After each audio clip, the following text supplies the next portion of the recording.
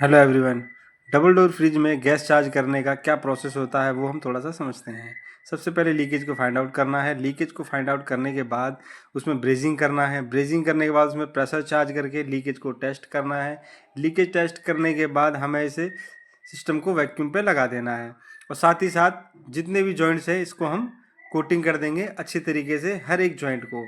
जैसे कि आपको इस वीडियो में दिख रहा होगा, हमने हर एक जॉइंट को अच्छे से कोटिंग किया है। कोटिंग करने के बाद 25 से 30 मिनट ये वैक्यूम चलने देंगे। वैक्यूम होने के बाद हम इसके अंदर गैस को चार्ज करेंगे। गैस चार्ज करने के बाद